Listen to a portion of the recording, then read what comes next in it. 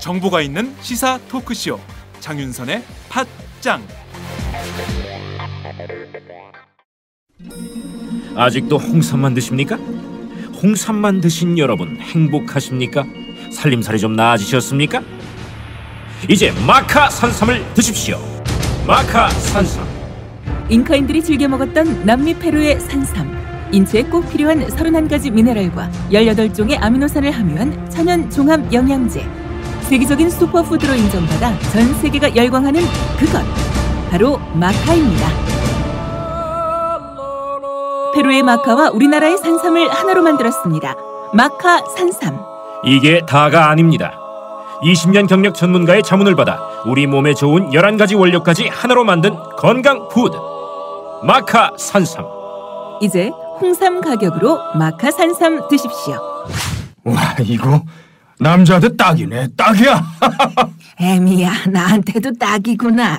엄마, 나도 마카 산삼. 나도. 검색창에 마카 산삼 또는 영한 네이처를 검색하세요. 영한 네이처 마카 산삼이 답입니다. 마카 산삼을 꼭 기억하세요. 우주에서 마카와 산삼을 하나로 만든 회사는 영한 네이처가 유일합니다. 유사 검색어 회사에 주의하시고 영한 네이처를 꼭 확인하세요. 안녕하세요. 장윤선입니다. 오늘은 3월 10일 화요일입니다. 새누리당이 리퍼트 주한 미국 대사 피습 사건을 계기로 잠자고 있던 안보 이슈들을 모두 꺼내서 정치 쟁점화하는 상황입니다. 새누리당 김무성 대표는 김기종 씨가 기자회견 등을 계기로 해서 새정치민주연합 의원들과 교류했던 점을 들어서 새정치민주연합을 종북 숙주로 몰아세운 바 있지요. 이어서 테러리스트에 대항하기 위한 테러방지법 제정을 주장하고 있기도 합니다. 유승민 원내대표는 느닷없이 사드 배치를 주장하고 나섰습니다. 미국이 아시아 회귀 정책의 일환으로 한반도에 제기하고 있는 고고도 미사일 방어 체계 사드를 한반도에 배치해야 한다는 점을 공론화하겠다 이렇게 나선 것인데요. 그렇다면 새누리당은 김기종 씨 사태를 계기로 왜 이렇게 안보 이슈를 전부 꺼내드는 것일까요? 이유는 있습니다. 이미 이번 사태로 보수층이 꽤 결집을 했고 곤두박질 치던 박근혜 대통령의 지지율이 전주 대비 무려 4%나 급등해서 39.3%로 집계되는 상황입니다. 중동 4개국 순방과 주한 미국 대사 피습 사건이 발생했던 5일에는 38.7%였지만 6일부터는 한미동맹 균열에 대한 위기감을 부추겨서 보수층 결집 효과를 끌어올려서 결국 40%까지 치닫게 했습니다. 결과적으로 새누리당은 이번 사태를 계기로 보수 결집에 큰 효과를 거둔 셈입니다. 결국 이것을 4.29 재보선까지 끌고 가겠다라는 전략적 접근을 하고 있는 것은 아닌가라는 생각이 좀 드는데요. 이것이야말로 전통적인 새누리당의 집토끼 결집 전략이라고 볼 수 있습니다. 그렇지만 새누리당이 이대로 선거 전략을 끌고 갈 때 과연 역풍은 없을까요? 과공비례라는 고사성어가 있습니다. 지나친 공소는 오히려 예의에 벗어난다는 뜻인데요. 리퍼트 대사의 쾌유를 비는 것은 매우 좋은 일이지만 부채춤을 추고 난타 공연을 한 데 이어서 통성기도를 하고 또 개고기를 선물하는 등의 행위는 그 자체로 상대에게 부담을 주는 것일 수 있습니다. 호감을 주는 행위는 아닌 것으로 보입니다. 게다가 미국에선 어택이라고 규정한 이번 사태를 오히려 테러로 규정하고 테러방지법을 제정하고 동시에 고고도 미사일 방어 체계를 갖추자고 주장하는 것은 그 자체로 한국적 현실의 오버 아닐까요? 오늘 팟짱은 모두 세 꼭지를 준비했습니다. 오늘도 어김없이 오마이뉴스 박정호 기자의 뉴스짱으로 출발합니다. 새누리당이 마크 리퍼트 주한 미국 대사의 피습 사건 이후 이른바 한미동맹 이슈들을 일거에 처리하려는 태도를 보이고 있는 상황인데요. 관련해서 오늘은 국회 정보위 야당 간사인 새정치민주연합 신경민 의원을 연결해서 새누리당의 테러방지법 주장에 대한 입장을 들어보도록 하겠습니다. 매주 화요일의 고정 코너입니다. 김종철의 비즈니스 언프렌들리. 오늘은 최경환 경제부총리가 모든 기업들에게 임금 인상을 주문하고 요구했지만 기업들은 현재 모르쇠로 또 딴청을 부리는 양상입니다. 그 불편한 현실을 짚어드리도록 하겠습니다. 팟짱 시작합니다.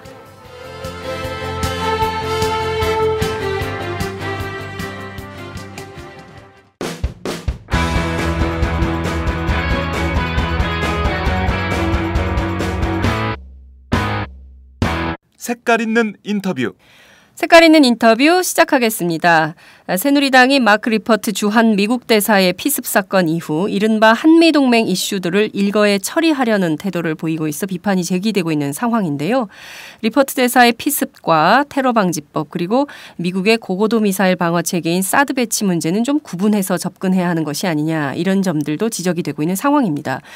오늘은 국회 정보위 야당 간사이신 새정치민주연합 신경민 의원을 연결해서 새누리당의 테러방지법 주장에 대한 입장을 들어보도록 하겠습니다.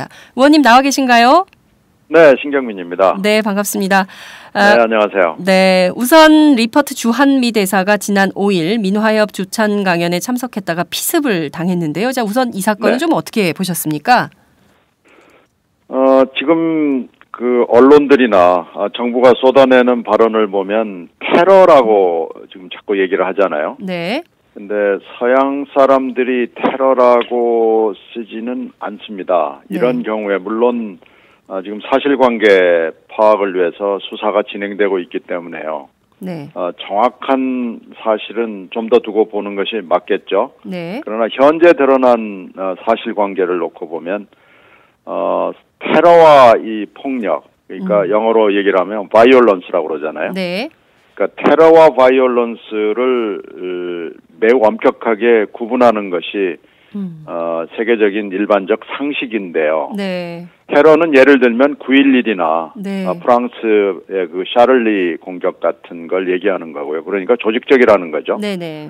바이올런스는 개인적인 거고 돌발적인 겁니다. 네. 그래서 치밀하게 뭐 준비를 했으면 다 테러 아니냐라고 얘기할 수 있지만요. 네.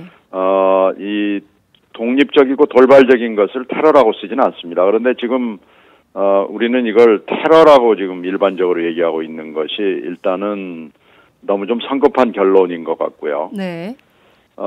그리고 그러니까 인과관계를 굉장히 치밀하게 따지죠. 네. 가령 예를 들면 우리가 모두 다 아는 사건을 얘기하면 지난 2007년 4월 16일에 버지니아 공대에서 네. 교포 학생인 조승희 군이 미국 학생들한테 총을 난사해서 상당히 많은 학생들과 교수들이 죽었잖아요. 네, 그렇습니다. 이걸 테러라고 하지 않습니다.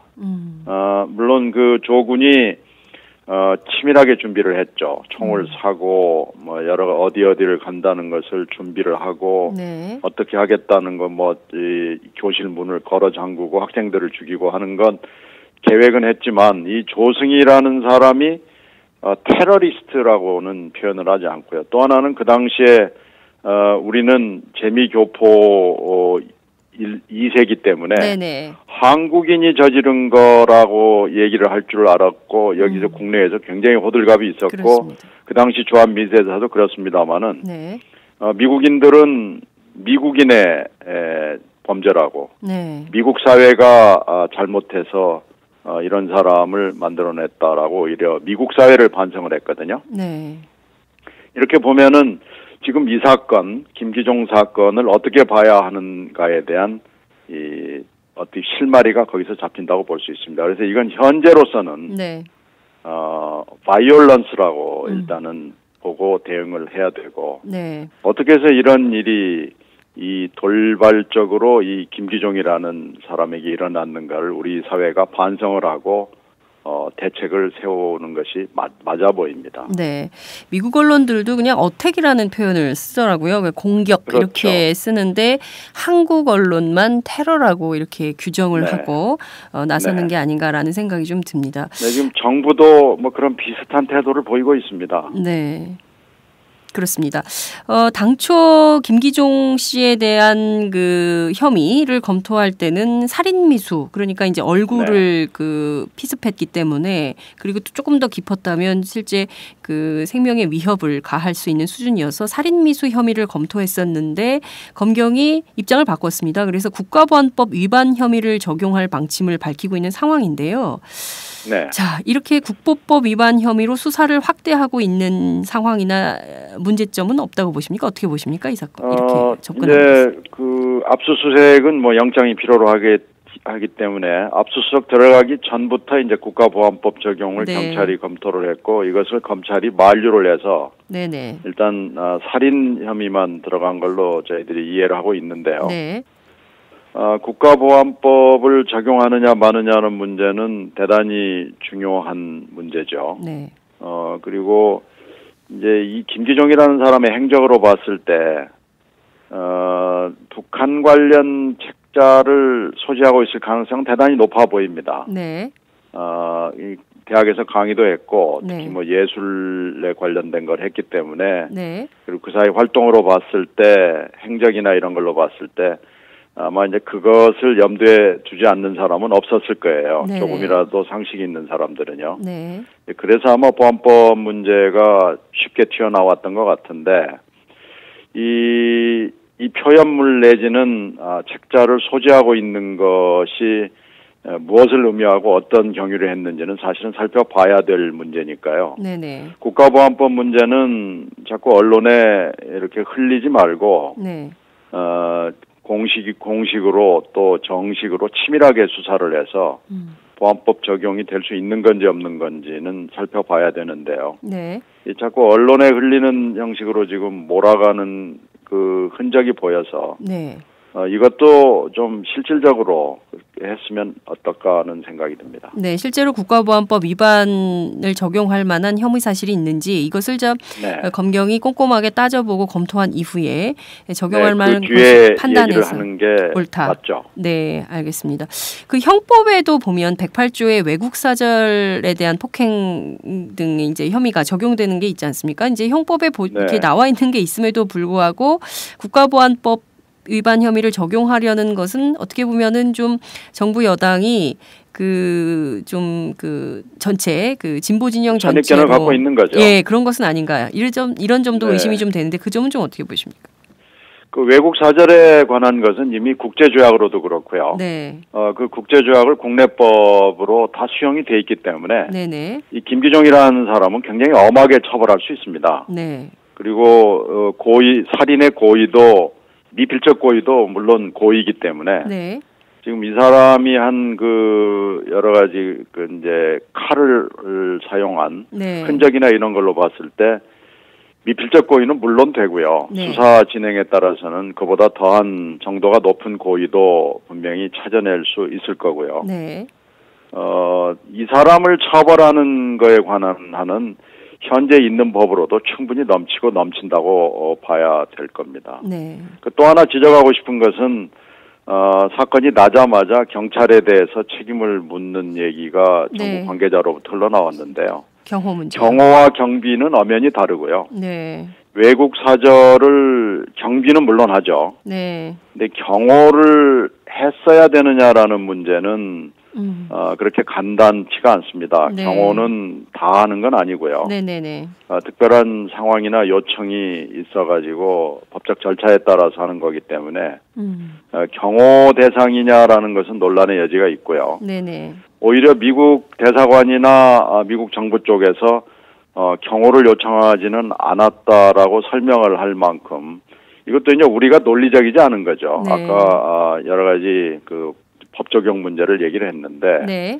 경호 대상인데 경찰이 게을러서 직무를 태만히해서 이렇게 됐다라고 우리 정부 관계자가 얘기를 할 때 미국 정부는 그렇지 않다고 오히려 우리 경찰을 변호를 하고 있는 거죠. 네. 그러니까 우리가 전체적으로 지금 논리적으로 접근하고 있지 않는 겁니다. 네. 이걸 수사도 그렇고요. 모든 면에서 논리적으로 침착하게 따져서 뭐가 문제인지를 고치고 처벌을 하고 할 생각을 하지 않고 네. 이걸 이용을 해서 뭔가 좀 다른 걸 이뤄보겠다는 생각이 처음부터 있는 거죠. 네. 말씀하신 대로 이번 사태 이후에 그 직접 피해자인 리퍼트 대사는 뭐 I'm okay 이러면서 별로 네. 문제 삼지 않고 그리고 뭐 go together 함께 갑시다 뭐 이러면서 이제 그 한국 그 수사 그리고 또 이제 한국 국민들에 대한 감사 뭐 이런 뜻을 밝히고 또 그리고 미국 정부도 굉장히 오히려 차분한 기조를 유지하면서 최대한 외교적으로 마찰을 빚지 않기 위해 노력하는 게 이렇게 보이는데요.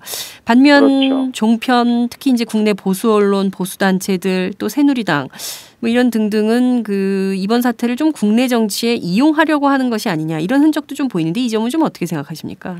미국 정부 입장에서는 이게 테러라고 만약에 된다 그러면은 네. 반미 정서가 뭐 우리 사회에 한국 사회에 굉장히 만연해 있고 네. 이것이 수준이 높아져서 한미 동맹에 정말로 큰 위해 요인이죠. 네. 이렇게 보고 싶지 않은 거죠. 네.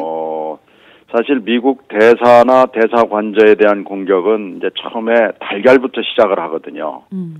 그런데 이 대사에 대한 직접적인 이 흉기 공격은 수준이 굉장히 높은 겁니다. 네. 그러니까 이걸 만약에 테러라고 한다면 한국은 반미 국가 중에서도 굉장히 수준이 위에 들어가는 반미 네. 국가가 되기 때문에 미국 외교에 큰 부담이 됩니다. 네. 더군다나 한미 관계라는 것은 전 세계적으로 미국이 성과로 자랑하는 관계거든요. 근데 만약에 한국이 그런 수준의 테러 국가라고 그러면은 미국 외교의 실패라고도 볼 수 있습니다. 아, 예. 그러니까 미국은 오히려 그 테러라고 보는 거에 대해서는 동의하지 않습니다. 이건 어택이고 바이올런스고 뭐 이렇게 보는 거죠. 네. 돌발적이고 개인적인 걸로 지금 몰아가는데 네. 우리 정부나 지금 우리 여권이 하는 것을 보면은 이 국내 현안과 지지도 결집이랄지 또 한반도 문제 더 나아가서는 동북아의 문제를 다 김기종 이 사건으로 해결하려고 그러는 네. 지금 양태를 보이거든요. 네네. 이건 외교적으로 우리한테도 도움이 안 되고 미국이 더군다나 원하는 바도 아니고요. 이건 과장일 뿐만 아니고 어떤 경우에는 오히려 지금 우리가 사실이 아닌 것을 자꾸 네. 만들어내고 있다고 과도한 해석입니다. 이렇게 해석을 하면 미국 정부도 대단히 부담을 느낄 수밖에 없을 겁니다. 네. 미국 정부 그리고 또 미국 외교를 또 오랫동안 워싱턴 특파원도 하시고 하셔서 그 미국 상황을 누구보다도 잘 아시는 정치인으로 알고 있는데 오히려 미국에게 부담을 주는 것을 한국 정부와 한국의 그 여당이 하고 있다 이렇게 봐도 될까요? 네, 지금 부담이 되고 있죠, 이미. 네. 이렇게 해서 가령 지금 사드 문제를 네네. 들고 나오는데요. 네. 이 사드 문제는 미국도 물론 미국은 뭐 내심으로 한반도의 남한 지역에 네. 남쪽 지역에 사드를 배치하겠다는 것이 이제 내부적으로는 굉장히 원하는 거죠. 네.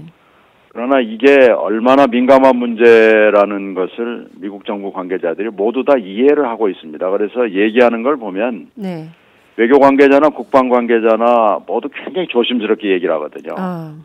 근데 이걸 갑자기 김기종 사건이 났다고 그래가지고 네. 사드를 해야 된다. 네, 이렇게 정부가 아닌 여당이 이렇게 나오면은요. 네.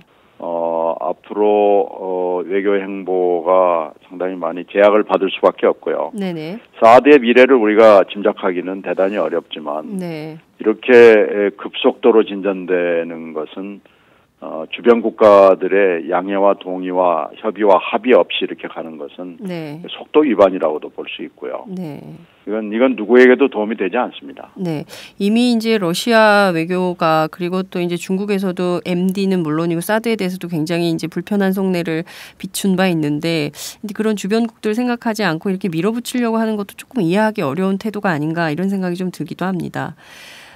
특히 김기종 사건과 네. 사드 배치 문제는 네네. 뭐 0.1%의 관련성이 없거든요. 네. 근데 이게 왜 이 대목에서 나와서 이렇게 속도를 빨리 해야 되는지 네. 상식을 가진 사람은 도저히 이해하지 못하겠습니다. 사드는 사드고 김기종은 김기종입니다. 네, 알겠습니다. 그 김기종 씨의 피습 사건 직후에 중동에 머물던 박근혜 대통령이 이번 사건은 한미 동맹에 대한 공격이다. 따라서 결코 용납될 수가 없다. 이런 입장을 분명히 천명했습니다. 박 네. 대통령이 이번 사건을 한미 동맹에 대한 공격이다. 이렇게 규정한 이유는 어디에 있다고 보십니까? 그래서 그 당시에 이것을 내놓았을 때 네. 외교부와 얼마나 긴밀한 협의를 했는지는 뭐 말을 안 하기 때문에 잘 모르겠는데요. 네. 직후에 있었던 저희 외통위 회의에서 심재권 의원과 제가 이 대목을 지적을 했거든요. 네네. 한미 동맹에 대한 공격이라고 청와대에서 내놓는 것은 외교적 호들갑이나 과장에 해당할 수 있기 때문에 좀 신중한 게 좋겠다라는 얘기를 했는데요. 네네. 그 당시 외교부 차관의 이 얘기는 뭐 충분히 다 협의를 마친 것이다라고 답변은 물론 했습니다마는 그 뒤에 돌아가는 상황, 금방 말씀드린 사드 문제랄지 또 뭐 테러 관련 네, 방지법. 온라인 테러와 오프라인 테러법이 지금 다 문제가 되는데요. 네. 이 테러법에 대한 여권 관계자들의 얘기나 이런 걸 들어보면 네. 이게 뭐 의도를 갖고 지금 뭔가 시나리오를 가지고 하는 거 아닌가라는 느낌이 들 정도입니다. 네. 이 김기종 사건과 사드는 아무 0.001%의 관련도 없을 뿐만 아니고 테러 관련법하고도 사실 관련이 없습니다. 네. 테러 관련 이 김기종 사건은 테러 관련법으로 처벌하는 게 아니고요. 네. 금방 말씀드린 여러 가지 우리 그 형법이나 네. 외교 사절에 대한 공격 등등 관련 법들이 충분히 있기 때문에 네. 이걸로 의율해야 될 문제고 이거에 대한 뭔가 우리 맹점이 있는가를 봐야 될 법이지. 네. 이 관련이 사실은 직접 관련은 없거든요. 네. 그래서 이게 말하자면 정치적 의도나 지지층 결집이나 혹시 박근혜 대통령의 인기를 만회하기 위한 것인지 의심이 갈 수밖에 없는 대목이죠. 네.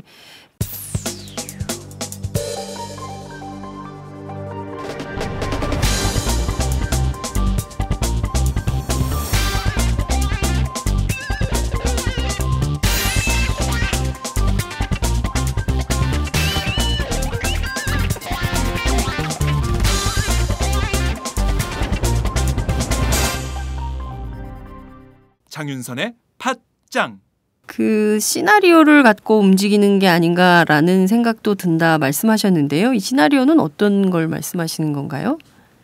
아니 금방 말씀드린 대로 이 테러 관련 법이 지금 오래 묵은 법이고 네네.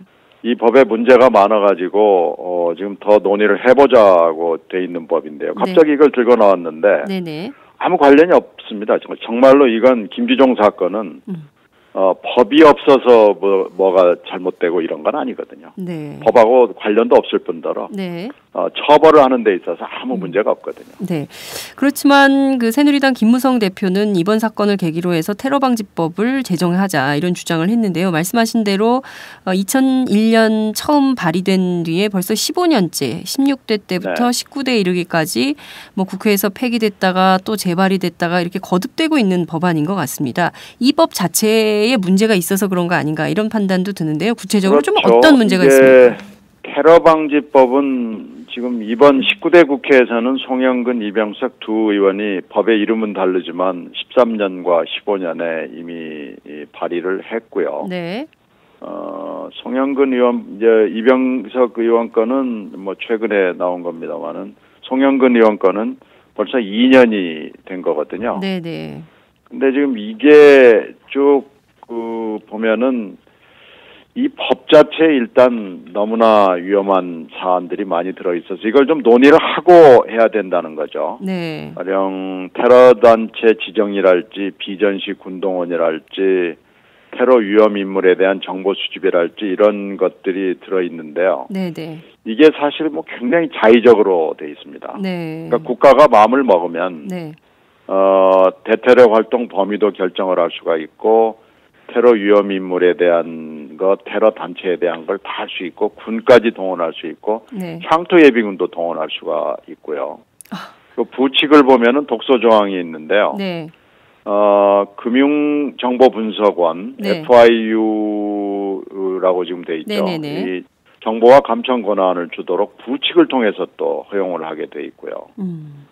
그래서 대테러 이미 또 이 규정은 있습니다. 대테러 활동 근거 규정은 대통령 훈령으로서 있죠. 네. 그러니까 지금 문제가 있다 그러면은 아까 그 바이올런스가 아닌 테러가 일어났을 때 네. 이것을 처벌할 수 있는 근거 규정의 좀 우리가 약한 건 있기 때문에 오히려 문제가 있다 그러면 이걸 보완을 해야 되는 거지. 네. 이런 식으로 무소불위의 권한을 국가기관, 특히 국정원에 많이 주는 걸로 돼 있어서 네. 이것이 위헌적 요인과 여러 가지 지나친 독소 조항들이 너무 많아서 이 테러 방지법을 논의를 해보자라는 것이 네. 야당의 꾸준한 입장이고요. 네네. 이 논의는 하지 않고 이런 사건이 일어나면은 테러 비슷하게 해석을 해가지고 이 문제가 된 테러 방지법을 불쑥 들고 나오는 거죠. 네. 그러니까 이 내용을 잘 이해하지 못하는 사람들은 이것이 그것인가라고 이렇게 혼돈을 일으키게 지금 하고 있는 그런 교묘한 수법을 쓰고 있습니다. 네. 말씀하신 대로 그 새누리당 송영근 의원의 경우에는 군 출신이신데요. 이분이 낸 그 네. 테러 방지법을 보면 2013년에 낸 걸 보면 당시에 국회 정보위 전문위원들도요. 이 법의 어떤 그러니까 테러의 개념 자체를 너무 불분명하게 해서 인권 침해 네. 우려가 있다. 그리고 또 하나는 네. 말씀하신 대로 국정원이 이 테러 위험 인물들에 대해서 뭐 정보를 수집하거나 또 테러 단체의 지정을 건의할 수 있도록 하면 결국에는 불법 사찰이나 반정부 단체 등에 대한 어떤 통제 수단으로 악용될 수 있는 거 아니냐. 뭐 이런 등등의 문제점을 들어서 이거 좀 곤란하다. 이런 입장을 네. 피력한 것으로 알고 있는데요. 이 법안은 지금 그럼 어떤 상황에 있는 건가요? 이 법대로 지금 그냥 현재 정보위에 계류돼 있는 상황이고요. 네. 이 너무나 독소 조항이 분명하고 많아가지고 네. 더 이상 논의 진전이 안 돼 있는 상황입니다. 아. 근데 뭐 갑자기 이런 사건이 나면 불쑥 들고 나와가지고 네. 해야 된다라고 그러고 또 잊혀질만 하면 또 사라지고 지금 계속 이런 상황이 반복되고 있고요. 네네. 사이버 테러 방지법도 비슷합니다. 네. 그래가지고 하라는 국정원 개혁은 잘 안 하고요. 네. 이렇게 국가가 모든 것을 다 사람이나 단체나 를 지정을 할 수 있고 네. 들여다볼 수 있고 비전시인데도 군과 향토예비군을 동원할 수 있게 하고 네. 위헌적 요소가 다수 들어가 있는 거에 대해서 갑자기 돌발 사건에 힘입어 가지고 지지층 결속을 하려고 그러는지 의도는 잘 모르겠습니다만은 불쑥 얘기를 꺼내고 또 들어가고 지금 이런 것들을 반복하고 있는데요. 네네. 이 테러 방지법하고 하여튼 김기종 사건은 관련성이 없습니다. 송영근 의원의 안은 좀 그렇고 그러면 이병석 의원의 안의 경우는 좀 어떤가? 이거는 뭐 가장 최근에 발의된 대동소이합니다. 대동소이. 법안을 검토해 보면은요. 네. 대동소이하고요. 네. 지금 2년 만에 다시 나온 법인데 뭐 거의 비슷하기 때문에 그 차이점을 잘 모르겠습니다. 네. 법안 제목은 다릅니다만 거의 비슷합니다. 네. 그렇다면 이 법을 그 국회 정보위에서는 좀 어떻게 하실 생각이신가요? 이를테면 지금 김무성 대표의 경우에는 반드시 그 테러 방지법을 만들어야 된다 이런 주장을 하고 있는 상황인데요. 국회 정보위에서는 좀 어떻게? 그래서 전혀 논의된 일은 없고요. 네. 논의할 계획도 현재로서는 없고요. 네.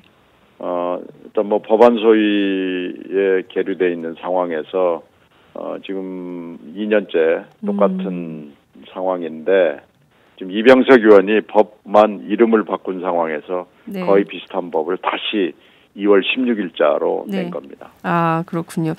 그런데 그 테러 업무와 관련해서는요. 2001년 사실 이게 이제 9.11 테러 이후에 우리도 뭐 대테러 업무에 대한 법적 근거가 필요하다라고 하면서 이 법의 필요성을 제기한 바 있었던 것 같은데요. 군과 국정원 측에서요. 그런데 이게 그 현행 법으로도 테러 업무와 관련된 법적 근거는 충분히 있다. 이런 얘기들이 있더라고요. 지금 많이 있죠. 위험 물질에 관한 것도 뭐 원자력 안전법, 유해 화학물질법, 총포도검 화약법, 고압가스법 이렇게 있고 테러 자금 추적에 관한 것도 금융거래정보 관련 법에 있고요. 네. 군범 병력 지원은 개헌법하고 재난과 안전관리기본법에 돼 있고요. 네.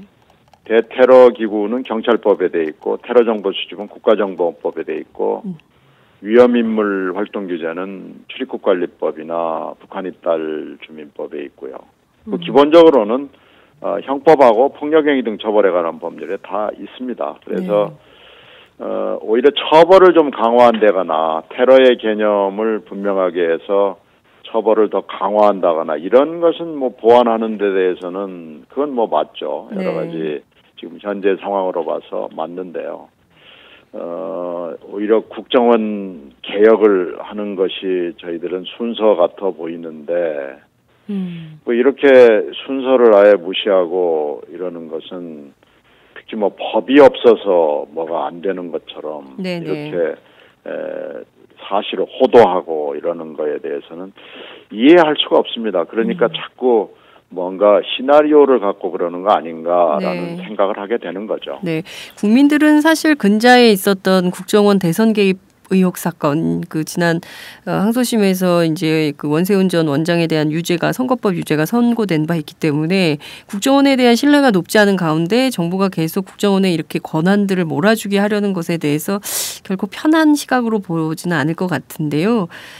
그럼에도 불구하고 새누리당이 이번 사태를 계기로 자꾸 이렇게 외교안보 이슈를 적극적으로 쟁점화하는 정치적 의도는 좀 어디에 있다고 보십니까? 글쎄 뭐 그건 증거를 저희들이 갖고 얘기할 수는 없지만요. 네. 또 뭐 4.29라는 선거가 다가오고 있고요. 그리고 이제 대통령에 대한 인기가 예전 같지 않다는 판단을 하고 있고요. 네. 뭔가 하여튼 지지층과의 대화가 필요한 거 아닌가 싶습니다. 네. 그리고 지금 또 하나는 이 마크 리퍼트 대사 와 이 관련해 가지고 숙미적 행태를 자꾸 보이는데 그런 시민들이 있죠. 숙미적 행태도 이런 것과 관련이 있지 않은가라는 의심을 하는데요. 그 뭐 저희들이 수사나 조사를 할 수 있는 입장이 아니기 때문에 좀 지켜보고만 있습니다만은 미국인들도 굉장히 당혹스러울 정도로 이 과공, 지나친 거죠. 숙미의 행태를 보이는 것도 뭐 정치적 의도가 있는 거 아닌가라고 저희들은 의심의 눈초리를 거두지 못하고 있습니다. 네, 알겠습니다. 그 박근혜 대통령의 제부도 지금 뭐 그 앞에서 지금 저 석고대제 하면서 3일째 그 단식 농성을 하고 있는 상황인데요. 이런 것들을 좀 전반적으로 좀 그 굉장히 합리주의를 추구하는 미국 정치에서 과연 한국 정치인들의 이런 행태를 좀 어떻게 받아들일지 그것도 좀 궁금하기도 합니다. 미국 사람들은 금방 제가 말씀드린 버지니아 공대 그 조승희 사건에서 한국민들이 우리 탓이다, 큰일 났다, 뭐 진사사절을 보내야 된다라는 걸 이해하지 못합니다. 일반 미국인들은 전 세계 국가들을 상대하면서 미국 외교가 쌓아온 여러 가지 업적에 대해서 잘 모르죠. 그 미국의 외교나 국방 관계자들은 한국민들의 정서를 그나마 좀 이해를 하는 편인데요. 일반인들은 그 당시에 조승희 사건이 났을 때 왜 한국이 그런 반응을 보이는지에 대해서 전혀 이해하지 못했습니다. 아마 지금도 이 숙미적 행태에 대해서 일반 미국인들은 전혀 이해하지 못할 겁니다. 왜 한국인들이 이러는지, 바이올런스에 대해서 한국민들이 반성하고 석고대죄하고 멍석을 깔고 앉아서 빌고 이러는 거에 대해서 아마 왜 이럴까라는 그 이상한 생각을 가지고 있을 겁니다. 그래서 이 한국인들의 감성적 접근에 대해서 이 프래그마티즘을 추구하는 일반 미국인들은 아마 굉장히 의아하게 생각하고 이게 좀 뭐가 이상한가, 뭐가 잘못된 건가라고 아마 자문을 하고 있을 걸로 생각합니다. 네, 어제 박근혜 대통령 그 중동 순방 마치자마자 가장 첫 번째로 그 리포트 대사를 위문했는데요. 이 자리에서 리포트 대사가 읽고 있었던 책이 화제가 좀 되고 있습니다. 그 워싱턴 포스트 기자 출신인 돈 오버도퍼 존스 홉킨스 대학 교수가 쓴 두 개의 한국이라는 책을 정독하고 있다 이렇게 전해지고 있는데요. 네. 이런 광경은 또 저희가 좀 어떻게 이해를 해야 될까요? 박근혜 대통령 오기 전에 또 리포트 대사가 또 이 책을 읽고 있고. 거죠. 네. 그러니까 미국 대사관은 주한미 대사관은 뭐 예상을 하고 있었을 것이고. 네. 글쎄요. 뭐 청와대의 결정에 대해서 가타부타 얘기하고 싶은 생각은 없습니다만은. 네. 그러니까 일반 미국인들의 생각에서는 글쎄 잘 이해하기가 좀 힘든 걸로 아마 저는 생각이 될 거고요. 네. 그 투코리아즈를 정독하고 있다는 주한미 대사의 그 얘기는 여러 가지 시사하는 바가 있죠. 네. 아마 그 리포트 대사는 그 외교의 전문가는 아니고요. 네. 정무 참모를 하다가 온 사람이기 때문에 아마 투코리아즈라는 책에 대해서 다시 한번 정독을 해야 될 필요성을 아마 느낄 겁니다. 이 투코리아즈를 쓴 오버도퍼 기자는 네. 한국을 굉장히 많이 이해하는 편에 속하는 미국의 기자고요. 네. 미국 안에서도 꽤 이름이 있는 기자죠. 지금은 물론 은퇴했고 네. 뭐 그렇습니다만은 투코리아즈를 통해서 남북한의 문제와 남북한의 유사점과 뭐 이런 걸 많이 비교를 해놔서 네. 정서적인 감성적인 한국을 이해하는 데도 도움이 되는 책이라고 봅니다. 물론 이 책은 북핵 문제 때문에 뭐 쓰여진 책이긴 하지만요. 네. 리포트 대사는 굉장히 프래그마틱하게 이 사태에 대해서 접근하고 있다는 느낌을 줍니다. 네. 역시 그 MBC 워싱턴 특파원 출신이셔서 그런지 정말 미국에 대한 이해도 저희 청취자들이 더 쉽게 할 수 있는 기회를 주신 게 아닌가 이런 생각이 좀 듭니다. 오늘 인터뷰 정말 감사드리고요. 끝으로 한 말씀 부탁드리겠습니다. 글쎄요, 이런 일들이 자꾸 일어나는 건 좋지 않고요. 그리고 이 외교는 국내 정치의 연장이라는 그 유명한 외교적인 언사가 물론 있습니다만은, 네. 우리나라는 외교 통상 국방으로 존재했고 생존하고 번영하는 나라입니다. 근데 외교 통상 국방을 관통하는 원칙은요, 쿨하게 가야 되고요. 네. 그러니까 냉정하게 가야 되고요. 이것을 합리적으로 판단을 해서 국민들을 이용하려고 그러는 태도를 가면은 당장은 이익을 볼 수 있지만 장기적으로는 그게 족쇄가 됩니다. 그리고 이건 상대가 있는 게임이거든요. 네. 그리고 국방이나 외교가 잘못되면 우리나라는 존재하기가 어렵다는 나라를 정치 지도자들이 특히 대통령이 인식을 하고 이 평화는 항상 깨지기 쉬운 물건이라고 생각하고 네. 다뤄야 됩니다. 이게 만약에 이게 잘못되면 우리나라의 존립과 존재는 아주 치명상을 입게 된다는 것을 잊지 말고 국내 정치의 연장선상으로 보는 이 습관을 좀 버렸으면 좋겠습니다. 네. 오늘 말씀 정말 잘 들었습니다. 감사합니다. 네, 고맙습니다. 지금까지 새정치민주연합 신경민 의원과 함께했습니다.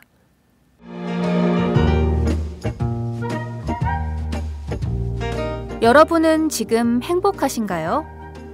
그렇다면 우리 사회도 행복할까요? 나는 그럭저럭 행복하다고 말할 수 있을 것 같은데 두 번째 질문에도 자신 있게 네라고 말할 수 있을까요? 무엇이 나뿐만 아니라 우리까지 행복하게 만들까요? 우리도 행복할 수 있을까는 오연호 오마이뉴스 대표 기자가 행복지수 1위 국가 덴마크를 심층 취재해 그들이 행복한 이유를 분석한 책입니다. 오연호 기자가 들려주는 생생한 사례와 깊이 있는 통찰. 이 책은 모두가 행복한 세상을 만들기 위해 우리가 무엇을 해야 할지를 제시해 줍니다. 오마이북이 만든 책, 우리도 행복할 수 있을까?